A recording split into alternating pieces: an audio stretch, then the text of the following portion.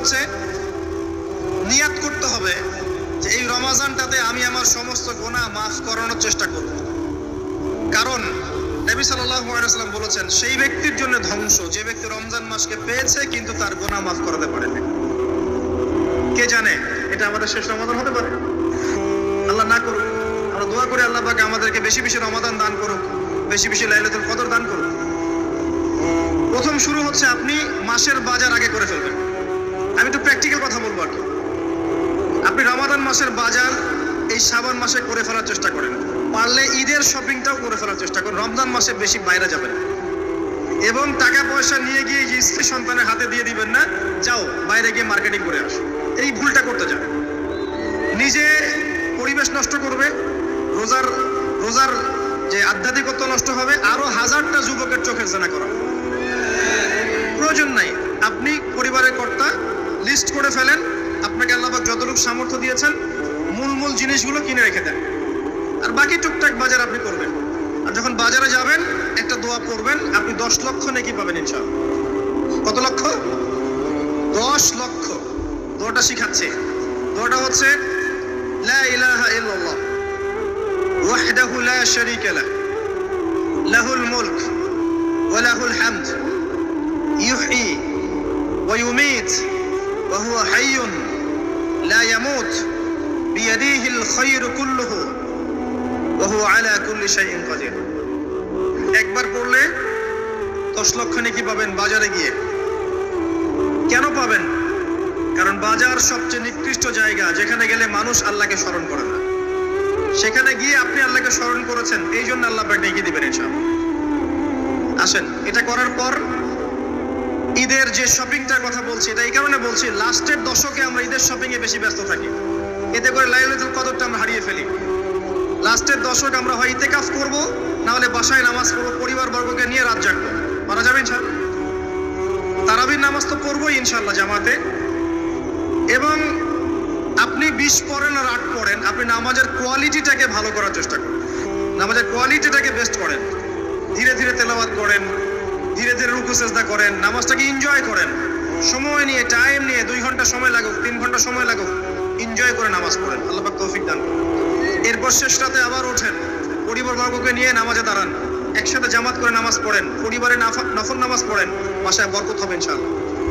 রাত জাগেন, বেশি বেশি দোয়া করেন, একটু তেলাওয়াত করেন, জিকির করেন, তাসবিহ তাহলিল করেন, রাতটা কাটিয়ে দেন। শেষের দশকে মার্কেটে ঈদের শপিং করতে যায় না। ঈদের খুশি আছে, ঈদের আনন্দ আছে, ঈদে ভালো পোশাক পরবো, সব ঠিক আছে। এই খুশি কাদের জন্য? قد أفلح من تزكى وذكر اسم ربه فصلى। কার জন্য ঈদের খুশি? যে ব্যক্তি রমজান মাসে আত্মশুদ্ধি অর্জন করতে পেরেছে, রোজা রেখেছে, যাকাত দিয়েছে, নামাজ পড়েছে, লাইলাতুল কদরে রাত জেগেছে, তারাবি পড়েছে, ইত্যাদি ইত্যাদি। এই ব্যক্তি আত্মশুদ্ধি অর্জন করেছে, এই ব্যক্তির জন্য ঈদের খুশি। যে রমজান মাসে সিনেমা দেখেছে, সিনেমা শুটিং করেছে, পর্নোগ্রাফি দেখেছে, সুদ খেয়েছে, শিরক করেছে, বেদাত করেছে, হারাম খেয়েছে, এর জন্য ঈদের খুশি। মানুষকে ঠকিয়েছে, ব্যবসায় মাল কম দিয়েছে, পণ্য মজুত করেছে, ইচ্ছা করে দ্রব্যের দাম বাড়িয়েছে, সরকারকে বিব্রত করেছে, জনগণকে দুর্ভিক্ষের দিকে ঠেলে দিয়েছে, এদের জন্য ঈদের খুশি? কখনো না। ঈদের খুশি তাদের জন্য যারা আত্মশুদ্ধি অর্জন করতে পেরেছে। আল্লাহ পাক বোঝার তৌফিক দান করুন, আমিন। এটা প্রথম টিপস দিলাম আপনাকে। এবার আসেন, আপনি রমাদানে প্ল্যান করবেন যে আপনার জীবনে বড় বড় পাপগুলো কি কি হয়েছে। এই পাপগুলো যদি মানুষের সাথে জড়িত হয়ে থাকে, আপনি মানুষের সাথে গিয়ে গিয়ে ক্ষমা নিয়ে নেবেন। কারো টাকা নিয়েছেন, দেন নাই, দিয়ে দিবেন। কারো সম্পত্তি পায়, দেন নাই, দিয়ে দিবেন। কারো হকটা নষ্ট করেছেন, গালি দিয়েছেন, গীবত করেছেন বা তহমত দিয়েছেন, অপমান করে ইত্যাদি, ক্ষমা চেয়ে নেবেন। রমাদান মাসে মানুষের হকটা দিয়ে দেন। আল্লাহর কাছে জড়িত যে পাপগুলো আছে, এটার জন্য ইস্তেগফার যথেষ্ট। খালি যদি বলেন আস্তাগফিরুল্লাহাল্লাযী লা ইলাহা ইল্লা হুয়াল হাইয়ুল কাইয়্যুম ওয়া আতুবু ইলাইহি, 1 সেকেন্ডের মধ্যে আল্লাহ পাক আপনার সমস্ত পাপকে নেকি দিয়ে পরিবর্তন করে দিবেন ইনশাআল্লাহ। এবার প্র্যাকটিক্যালি যাবেন, সেহরি করবেন। সাহরির মধ্যে বারাকা আছে। সাহরি না করে রোজা রাখাটা উচিত না। সাহরির মধ্যে বারাকা আছে। একটা খেজুর হোক, 1 গ্লাস পানি হোক, আপনি সাহরি করবেন, এর মধ্যে বারাকা আছে। এবং সাহরির সময় এমন ভাবে খাবেন না যে এটা আপনার জীবনের শেষ খাওয়া। কথা বুঝতে পারছেন? এত বেশি আইটেম করতে যায় না, এত বেশি ভোগবিলাসী হয়ে গেলে রোজার আধ্যাত্মিকত্ব থাকবে না। সেহরিতে অল্প খান, যদি খেতে হয় পেটের 3 ভাগের 1 ভাগ খান, 1 ভাগ ফাঁকা রাখেন, 1 ভাগ আপনি পানি দিয়ে পূর্ণ করেন। এখনকার কিছু তথাকথিত আশিকা রসুলের মতো হতে যায় না, যাদের ভুঁড়ির জ্বালায় চেয়ারে বসতে পারে না, এই কাজ করতে যায় না। এটা মুসলিমদের শোভা পায় না। আমরা পরিশ্রমী জাতি, কর্মঠ জাতি, আমাদের এইসব শোভা পায় না। এটাও শেষ জামানা হাদিসে আছে। কি নাই আসলে, শেষ জামানে এক শ্রেণী মানুষ বের হবে যারা হবে সাকিল, একদম ভুঁড়িওয়ালা, ঠেস দিয়ে বসে থাকবে আরাম করে, এবং বলবে যে কোরআনে যা আছে আমি তাই মানি, হাদিসটা আমি মানি না, ইত্যাদি। আসেন, সাহরির পরে রোজা রেখেছেন, 5 ওয়াক্ত নামাজ জামাতে পড়ার চেষ্টা করেন। খুব সিম্পল জিনিস, খুব বেশি কিছু দরকার নেই আমাদের। 5 ওয়াক্ত নামাজ আপনি জামাতে পড়ার চেষ্টা করেন। বাসার থেকে ওযু করে বের হবেন, প্রত্যেক পদক্ষেপ হাঁটবেন, আপনার একটা স্টেপে একটা করে গুনাহ মাফ হবে, একটা নেকি লেখা হবে, মর্যাদা বাড়িয়ে দেওয়া হবে। একে 10 দিয়ে গুণ করা হবে, রমজান মাসে আরো 70 দিয়ে গুণ করা হবে ইনশাআল্লাহ। ফজরের নামাজটা জামাতে পড়লেন, নামাজটা জামাতে পড়ার পর আপনি বসে থাকবেন, কিছু সময় জিকির আজকার তাসবিহ তাহলিল করবেন, পারলে 1 পারা করে কোরআন তেলাওয়াত করবেন। রমাদান মাসে প্রত্যেক দিন 1 পারা করে কোরআন তেলাওয়াত করার চেষ্টা করবেন। 30 দিন 30 পারা, রমাদানে অ্যাটলিস্ট একটা খতম করা যাবে, অ্যাটলিস্ট একটা খতম চেষ্টা করা যায় না ইনশাআল্লাহ। ফজরের নামাজ হয়ে গেছে, আপনি কোরআন তেলাওয়াত করেন, 1 পারা পড়তে সময় লাগবে আধা ঘন্টা, 40 মিনিট, কারো 1 ঘন্টা। এরপর সূর্য উঠে যাবে, উঠে গেলে পরে আপনি 2 রাকাত ইশরাকের নামাজ পড়বেন, নামাজটা পড়ে বাসায় যাবেন। আল্লাহর নবী বলছেন সাল্লাল্লাহু আলাইহি ওয়াসাল্লাম, আপনার আমল নামায় একটা কবুল হজ, একটা কবুল উমরার নেকি লেখা হবে ইনশাআল্লাহ। এবার রেস্ট করেন, বাসায় গিয়ে রেস্ট করেন। যখন ঘুমাবেন তখন ঘুমের সুন্নাহগুলো আদায় করেন, সূরা ফালাক নাস ইখলাস পড়েন, ফু দেন, দিয়ে গা মাসাহ করেন, আয়াতুল কুরসি পড়ে ঘুমান, ঘুমের দোয়া পড়ে ঘুমান, ঘুমটাও নাকি হবে ইনশাআল্লাহ।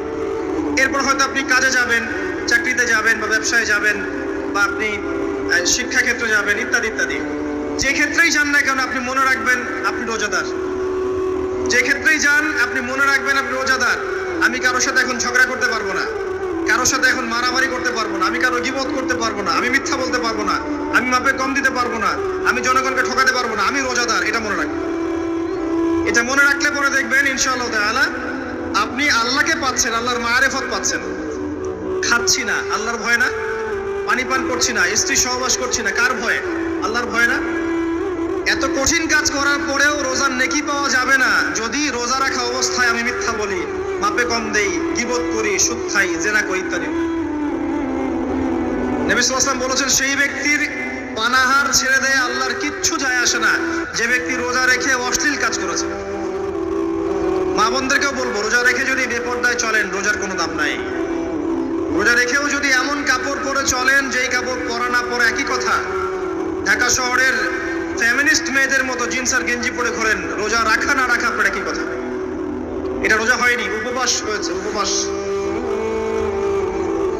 ইকোনমিক সেকশন আমরা যারা আছি, আমরা যদি রোজা রেখেও সুদ খাই, আমার রোজা রাখা না রাখা আল্লাহর কিচ্ছু যায় আসে না।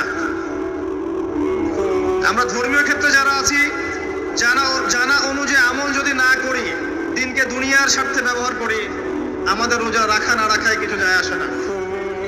আমরা যদি মিথ্যা বলি, অন্যের গীবত করি, অশ্লীল কাজ করি, গার্লফ্রেন্ডের সাথে সময় কাটাই, ওর সাথে কফি খেতে যাই, ডেটিং করতে যাই, এই যে ফেসবুকের মাধ্যমে চ্যাটিংয়ে প্রেম করি, ইউটিউবে অশ্লীল ভিডিও দেখি, পর্নোগ্রাফি দেখি, ইত্যাদি ইত্যাদি, এইসব রোজা রাখা না রাখা আল্লাহর কিচ্ছু যায় আসে না। আমি হাত জোর করে মিনতি করছি ভাই, খাওয়া পান করা, স্ত্রী সহবাস ছেড়ে দেওয়ার নাম রোজা নয়, এটার নাম রোজা নয়, এটা একটা অংশ রোজার মাত্র। রোজা রেখে আল্লাহর যাবতীয় হারাম ত্যাগ করলে পরে রোজা হবে ইনশাআল্লাহ। এই কাজগুলো করার চেষ্টা করি, আল্লাহ পাক তৌফিক দান করুন। রোজা রাখা অবস্থায় আপনি বেশি বেশি জিকির করবেন। কি করবেন? সুবহানাল্লাহ পড়বেন, আলহামদুলিল্লাহ পড়বেন, আল্লাহু আকবার পড়বেন, লা ইলাহা ইল্লাল্লাহ পড়বেন, লা হাওলা ওয়ালা কুওয়াতা ইল্লা বিল্লাহ পড়বেন, হাসবি আল্লাহ ওয়া নি'মাল ওয়াকিল, সুবহানাল্লাহি ওয়া বিহামদিহি, সুবহানাল্লাহিল আযীম, সুবহানাল্লাহিল আযীম ওয়া বিহামদিহি, পড়বেন আস্তাগফিরুল্লাহ ওয়া আতুবু ইলাইহি, আস্তাগফিরুল্লাহ ওয়া আতুবু ইলাইহি পড়বেন, লা ইলাহা ইল্লাল্লাহ ওয়াহদাহু লা শারীকা লাহু লাহুল মুলকু ওয়া লাহুল হামদু ওয়া হুয়া আলা কুল্লি শাইইন কাদির। পারা যাবে না ইনশাআল্লাহ? বেশি বেশি পড়বেন। আরেকটা কাজ করবেন, প্রতিটা কাজ নবী সাল্লাল্লাহু আলাইহি ওয়াসাল্লামের সুন্নাহ মাফিক করার চেষ্টা করবেন। সুন্নাহ মাফিক, খাচ্ছেন তার সুন্নাহ মাফিক, টয়লেট করছেন তার সুন্নাহ মাফিক, ঘুমাচ্ছেন তার সুন্নাহ মাফিক। সুন্নাহর বইগুলো আছে না বাজারে, কিনে নিবেন। কিনে নিয়ে দেখবেন প্রতিটা কাজ কিভাবে করলে সুন্নাহ হবে। এই কাজগুলো করতে গিয়ে আপনাকে গভর্নমেন্ট বাধা দিবে, বিশ্বের পরাশক্তিরা বাধা দিবে, আপনাকে কি কেউ পিটাবে এগুলো করলে, জেল খাটাবে? এগুলো আমাদের ব্যক্তি স্বার্থের ব্যাপার, ইচ্ছা করলেই করা যায়। এই ইচ্ছাটা আল্লাহ পাক আমাদের অন্তরে জাগ্রত করুন, আমিন। একটা কাজের কথা বলবো, নরমালি আমরা ফরজগুলোতে বেশি ফোকাস করি, ফরজ ওয়াজিবে। রমজান মাসের সুন্নত মুস্তাহাবে ফোকাস করতে হবে। রমাদানে একটা নফল আপনাকে ফরজের নেকি দিয়ে দিবে ইনশাআল্লাহ। রমাদান একটা সুন্নাহ আপনাকে ফরজের নেকি দিবে ইনশাআল্লাহ। রমজান মাসে শুধু ফরজ নয়, একটু সুন্নাহ সালাতগুলো, নফল সালাতগুলো একটু বেশি বেশি পড়ার চেষ্টা করি। আল্লাহ পাক তৌফিক দেন। স্পেশালি একটা কাজ করার চেষ্টা করতে পারি, ওযু যখন ভেঙে যায়, টয়লেট করলেন ওযু ভেঙে গেল, সাথে সাথে হালকা করে ওযু করে ফেলার চেষ্টা করেন। সবসময় পবিত্র থাকার চেষ্টা করেন। বেলাল আল হাবাশি নাম শুনেছেন? রাদিয়াল্লাহু আনহু। নবী সাল্লাল্লাহু আলাইহি ওয়াসাল্লাম বলছেন, আমি যখনই জান্নাতে গিয়েছি বেলাল তোমার পায়ের শব্দ শুনেছি। সুবহানাল্লাহ। যেই বেলালকে উত্তপ্ত মরুভূমিতে শুইয়ে নির্যাতন করা হচ্ছে, সেই বেলাল বলছেন আহাদুন আহাদ। সেই বেলাল রাদিয়াল্লাহু আনহুর নামে শানে সূরা নাজিল হচ্ছে কুল হুয়াল্লাহু আহাদ। ওই বেলাল রাদিয়াল্লাহু আনহুকে নবী সাল্লাল্লাহু আলাইহি ওয়াসাল্লাম বলছেন, যখনই জান্নাতে যাই তোমার পায়ের আওয়াজ শুনি, তুমি কি এমন আমল করো যার কারণে এই মর্যাদা তোমার? বেলাল রাদিয়াল্লাহু আনহু বলছেন, আমি তো স্পেশাল তেমন কোনো আমল করি না, আপনারা যা করেন আমিও তাই করি। তবে আমার যখনই ওযু ভেঙে যায় আমি ওযু করি, আর আমি ওই ওযু দিয়ে 2 রাকাত নামাজ পড়ি। এটাকে তাহিয়াতুল ওযুর নামাজ বলে। রমজান মাসে করার চেষ্টা করি, আল্লাহ পাক তৌফিক দান করুন। আমরা অনেকে মসজিদে যাই, থাপ করে বসে পড়ি, করি না এই কাজটা? মসজিদে গিয়েছি, থাপ করে গিয়ে বসে পড়ি। মসজিদে গিয়ে 2 রাকাত নামাজ পড়ে বসা সুন্নাত। মিনিমাম 2 রাকাত নামাজ পড়ে বসলে আপনি তাহিয়াতুল মসজিদের নেকি অর্জন করলেন, মসজিদের হকটা আদায় করলেন। ওই জায়গা আপনার জন্য সেজদার সাক্ষী থাকলো, কিয়ামতের মাঠে আপনার পক্ষে সাক্ষী দিবে ইনশাআল্লাহ। এই সুন্নাহগুলো আমরা চর্চা করার চেষ্টা করি রমজান মাসে। রমজান মাসে দাড়িটা ছেড়ে দেন, দাড়িটা ছেড়ে দেন। এটা একমাত্র ভিজিবল সুন্নাত, দৃশ্যমান সুন্নাত, যেটা আপনার সাথে কবরে যাবে। যখন কাফন দেয়া হবে তখন দেখা যাবে না আমার সাথে আর কোন কোন সুন্নাহ আছে, এই একটা সুন্নতই দেখা যাবে আমার সাথে কবরে যাচ্ছে। কথা কি বুঝতে পারছেন? আর এটাকে আমরা এখন যত পারি মেয়ে হওয়ার চেষ্টা করছি। নবীজি বলেছিলেন শেষ জামানায় ছেলেরা মেয়েদের পোশাক পরবে আর মেয়েরা ছেলেদের পোশাক পরবে। দেখুন মেয়েরা এখন ফর্মাল পোশাক পরছে, জিন্সের গেঞ্জি পরে ঘুরছে, আর ছেলেরা ক্লিন শেভড। ছেলেরা মেয়েদের মতো গাল বানাচ্ছে। আর কোন সাইনের জন্য অপেক্ষা করছেন? নবীজি বলেছিলেন উঁচু উঁচু বিল্ডিং নির্মাণের প্রতিযোগিতা করা হবে। একবার এয়ারে ঢাকার কাছাকাছি আসবেন, এয়ারে তো সফর করেছেন আপনারা অনেকেই, যখন এয়ার ফ্লাই করে টেক অফ করে বা ল্যান্ড করে যখন ঢাকার কাছাকাছি, তখন উপর থেকে আপনি ঢাকাকে দেখবেন। কেন বলেছি this is the city of Akhiruzzaman, কেন বলেছি? নবীজি বলেছেন কিয়ামতের 2টা মেজর সাইন, 2টার মধ্যে একটা হচ্ছে আনতারাল হুফাতাল উরাতাল আলাতা রিয়াশাইয়া ইয়াতাতাওয়ালুনা ফিল বুনিয়ান। যখন সমাজের দরিদ্র শ্রেণীর মানুষেরা, যাদের পায়ে স্যান্ডেল ছিল না, গায়ে কাপড় ছিল না, এরা উঁচু উঁচু বিল্ডিং নির্মাণের প্রতিযোগিতা করতে থাকবে, ফান্তাজিরিস সাআহ, তখন কিয়ামতের অপেক্ষা করতে থাকবে। আজকে থেকে 100 বছর আগে ছিল এগুলা? 200 বছর আগে ছিল? সুবহানাল্লাহ। আর কোন সাইনের জন্য অপেক্ষা করছেন? তিনি বলেছেন শেষ জামানায় women will dressed but still they will be naked. মহিলারা কাপড় পরবে, তারপরেও তারা নগ্ন থাকবে। আপনি ঢাকার শপিং মলে যান, আপনি দেখেন। আর কোন সাইনের জন্য অপেক্ষা করছেন? শুধু ঢাকা কেন, গ্রামগঞ্জে ছড়িয়ে পড়েছে এগুলো, এখন গ্রামেও ছড়িয়ে পড়েছে। গ্রামে আরো বেশি দেখা গেছে মাশাআল্লাহ। গ্রামে গিয়ে আমরা হতভাগ, সুবহানাল্লাহ। গ্রামের মেয়েগুলা, গ্রামের মেয়ে ঢাকা শহরের মেয়েকে পার করে ফেলেছে। বাদ দেন, ওদিকে না যাই, ডিফারেন্ট টপিক। আমরা রমাদান মাসের সুন্নাহগুলো আমল করার চেষ্টা করি।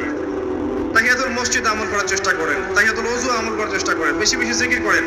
এবার আসেন রমাদানে যাকাত হিসাব করবেন। যাকাত, আপনার যাকাত হিসাব করেন, কত টাকা যাকাত এসেছে। যাকাতের হিসাব জানেন তো? হ্যাঁ, 7.5 ভরি স্বর্ণ, রৌপ্য কত? 52.5 তোলা। আপনার এই চাষাবাদের ওসর আসে, ব্যবসায়িক পণ্য থাকলে, সঞ্চিত সম্পদ থাকলে সবকিছু হিসাব করে মুফতি সাহেব আছেন, কওমি মাদ্রাসার আলেমদের কাছে যাবেন, যাকাতের ক্যালকুলেশন করে নেবেন যে আমার এত টাকা যাকাত এসেছে। এভাবে যাকাতটা রমজান মাসে দিয়ে দেওয়ার চেষ্টা করুন। যাকাত যদি আমরা না দেই, একটা শাস্তি শুনে রাখেন, আল্লাহ পাক এই সম্পদগুলোকে একত্রিত করে গলাবেন, গলিয়ে কপালে, গালে আর এই যে পিঠে লেপটে দিবেন, বলে নাউজুবিল্লাহ। এবং এটা একটা সাপের আকৃতি ধারণ করবে, সাপ গলায় পেঁচানো থাকবে, কপালে দংশন করতে থাকবে, বলবে আমি তোমার মাল 7 ভাগ করো, আমি তোমার মাল 7 ভাগ করো। কবর এটা হবে, আমরা চোখে না দেখলেও এটা সত্য। নবীজি দেখে এসেছে মেরাজের রাতে এগুলা। এরপরে যাকাতের একটা সুবিধা আছে, এটা আমরা বুঝাতে পারি না। যাকাত ইসলামিক ইকোনমিক্সের বেস। যাকাত ধনীর সম্পদে গরিবের হক। যে গরিবের কাছে টাকা পয়সা নাই, আপনার টাকা ওর হাতে চলে যাবে, ও খেয়ে পরে বাঁচতে পারবে, এটাই যাকাত। বুঝতে পারছি? যাকাতটা না দেন, ও আস্তে আস্তে আস্তে আস্তে আরো দরিদ্র হতে থাকবে। এর উপর আবার সুদ আছে, আবার পেপার মানিও আছে। যাকাতগুলো দিয়ে দেন, আল্লাহর ওয়াস্তে যাকাত দিয়ে। অনেক মুসলিম আছে আমরা নামাজ পড়ে যাকাত দেই না। অনেক মুসলিম আছে যাকাত দেয় না, নামাজ পড়ে। যাকাত অস্বীকারীদের বিরুদ্ধে আবু বকর সিদ্দিক রাদিয়াল্লাহু আনহু যুদ্ধ করেছিলেন। এজ এ আমির, রাষ্ট্রের পক্ষ থেকে যুদ্ধ করেছিলেন। আল্লাহ পাক আমাদেরকে যাকাত আদায় করার তৌফিক দান করুন। ফসল থাকলে ফসল এর ওসর আসবে, ওসর এটা দিয়ে দিবেন। সেচের পানিতে হলে এক হিসাব, আর আপনার বৃষ্টির পানিতে হলে এক হিসাব। রমজান মাসে বেশি বেশি দান সাদাকা করবেন, বেশি বেশি মানুষকে দান সাদাকা করেন। পণ্যের দাম কমিয়ে দেন, মানুষকে সাদাকা করেন। প্রত্যেকটা দিন 10 টাকা, 20 টাকা, 100 টাকা সাদাকা করতে চেষ্টা করেন। এক একটা সাদাকা 70 গুণ বেড়ে যাবে ইনশাআল্লাহ।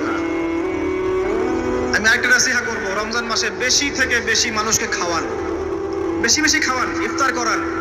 আমি বলি মসজিদগুলোতে প্রত্যেক দিন আসর থেকে মাগরিব পর্যন্ত দিনের কথাবার্তা আলোচনা করেন, তালিম করেন। আপনাদের কাছে বই আছে, মুনতাকা হাদিস আছে, ফয়জুল কালাম বই আছে, রিয়াদুস সালেহিন বই আছে, মিশকাত আছে, আলেম আছেন, ইমাম সাহেব আছেন। একটা বিশেষ বিষয় নিয়ে আলোচনা শুরু করেন, মাগরিব পর্যন্ত আলোচনা চলবে, সবাই মিলে ইফতার করেন। একটা ইসলামিক পরিবেশ গড়ে তুলুন, মানুষকে ইফতার করেন, বেশি বেশি ইফতার করেন। আপনার সামর্থ্য থাকলে, সামাজিক যদি পদমর্যাদা থাকে, সমাজের মানুষকে আপনি ইফতার করান, ইফতার পার্টি করে, ইফতার অ্যারেঞ্জমেন্ট করেন। পার্টি বলা ঠিক না, আসলে ইফতার মাহফিল বলতে পারি আমরা। ইফতার মাহফিল করেন বেশি বেশি, মানুষকে ইফতার। একজন ব্যক্তিকে ইফতার করালে ওই ব্যক্তির রোজার নেকি আপনি পেয়ে যাবেন ইনশাআল্লাহ। প্রজেক্ট করেন, ইফতারের প্রজেক্ট করেন, মানুষের টাকাগুলো নেন, সংগ্রহ করে গরিবদের মাঝে ইফতার বিলিয়ে দেন। দুইটা পদ্ধতি হতে পারে, আমি নিজেও করবো ইনশাআল্লাহ তাআলা। দুটো পদ্ধতি হতে পারে, ডেইলি বেসিসে ইফতার দিতে পারেন, অথবা মাসের বাজার করে দেন। এক মাসে কি কি লাগে, কতটুকু চাল, বুট, ডাল লাগে, লিস্ট করেন, করে একটা ফ্যামিলিতে একটা প্যাকেট পাঠিয়ে দেন। দেখবেন পুরো ফ্যামিলি ইনশাআল্লাহ তাআলা রমজান মাসটা খেয়ে পরে বাঁচতে পারবে। এগুলো আমরা না করলে কারা করবো? অমুসলিমরা করবে। অমুসলিমরা করে করেই তো সবাইকে খ্রিস্টান বানাচ্ছে। কোথায় আছেন আপনি? সমাজ সেবা করে করে তো মানুষের ঈমান আমল হরণ করে ফেলছে, আর আমরা সমাজ সেবা করতে চাচ্ছি না। জি, আমরা গরিব মানুষের পাশে দাঁড়াচ্ছি না, ওরা গিয়ে দাঁড়াচ্ছে। দেখবেন মানুষ বলছে হ্যাঁ এই ধর্মটা ভালোই, আমি খ্রিস্টান হয়ে যাই। কত মানুষ যে খ্রিস্টান হয়ে যাচ্ছে আপনি জানেন? পরে বুঝবেন, যখন আমরা এই যে হাত বাঁধা, পায়ে পা রফুলে ইত্যাদি নিয়ে মারামারি করছি, কে কোন মাযহাব, কে কোন তরিকা, কার কোন ত্রুটি আছে, এগুলো নিয়ে আমরা সোশ্যাল মিডিয়ায় ঘাটাঘাটি করছি। এই সময়গুলোর মধ্যে এগুলো অনেক এগিয়ে গেছে। এরা আরো এসব এই খোরমা জিলাপি নিয়ে মারামারি করতে থাক, দেখবেন আস্তে আস্তে আস্তে আস্তে কোন দিকে চলে যায় পরিস্থিতি। গলার মধ্যে দড়ি দিয়ে ফাঁস লাগানো হয়ে গেছে, খালি টানা বাকি আছে। আরে এখন ঝগড়া করে বেড়াচ্ছে কোন আলেমের কোন সমস্যা। লাহুম কুলুবুন লা ইয়াফকাহুনা বিহা, আল্লাহ পাক বলেছেন সূরা আরাফ 180-তে। রমজান মাসে বেশি বেশি ইফতার করেন, বেশি বেশি দান সাদাকা করেন। আর একটা কাজ বলে আমি শেষ করছি, রমজান মাসে পরিবারকে সময় দেন, পরিবারকে সময় দেন। পরিবারের হক আছে আমাদের উপরে। স্ত্রীকে সময় দেন, স্বামীকে সময় দেন, একসাথে ইফতার বানান। একটা পরিবেশ, একটা আনন্দ, একটা উৎসবের আমেজ যেন বিরাজ করে।